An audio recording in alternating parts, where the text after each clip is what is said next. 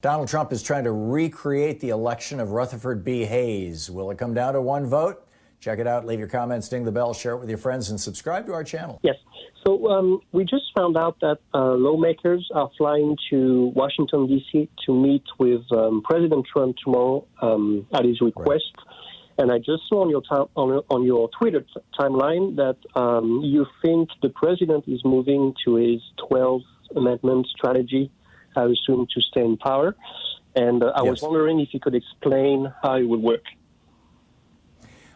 If neither, the 12th Amendment says that if neither candidate hits that 270 electoral vote threshold, it doesn't specify 270 in the 12th Amendment. It says a majority, but, you know, and that has changed as we've added states over the years. But right now, that's 270 votes.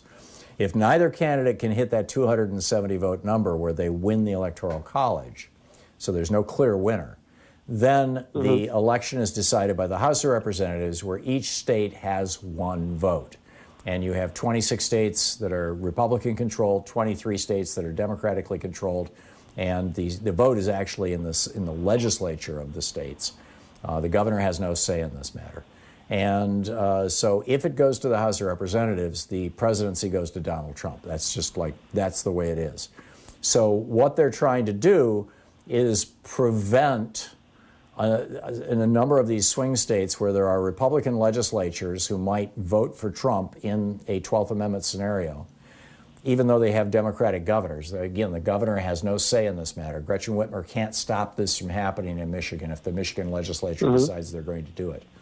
And so if they can prevent Joe Biden from having 270 votes officially on whatever the day is in December, it's there's different.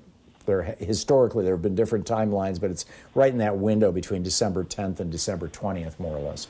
If they can prevent that from happening, then the vote goes to the House. When the vote goes to the House, the electoral votes will come back for Donald Trump, and Donald Trump gets installed as president. That's the law. That's actually what happened in 1876 when Sam Tilden, the Democrat, won the majority of the popular vote and won the majority of the electoral vote, but he didn't hit that 270 number. It was a slightly smaller number back then, but he didn't hit that 50% plus one number.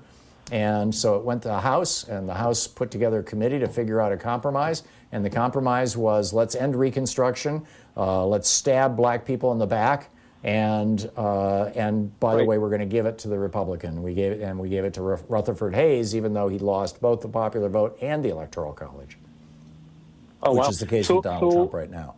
So Trump's trying to repeat the election of 1876. Interesting. So the 306 to 232 count is not an absolute. Well, what they would have to do is they would have to take, out of that 306 votes, they'd have to take 36 electoral votes off the table. They would have to find enough states to equal 36 or 37 electoral votes who will refuse to send a slate of electors for Joe Biden to Washington, D.C., or who will send competing slates, which is what happened in 1876. Louisiana, Florida, South Carolina, and Oregon. The first three were occupied by the Union Army at the time, and Oregon was occupied by the Klan. They all sent two slates, one for Hayes and one for Tilden. And as a result, nobody got that majority. That's what they're trying to do, David.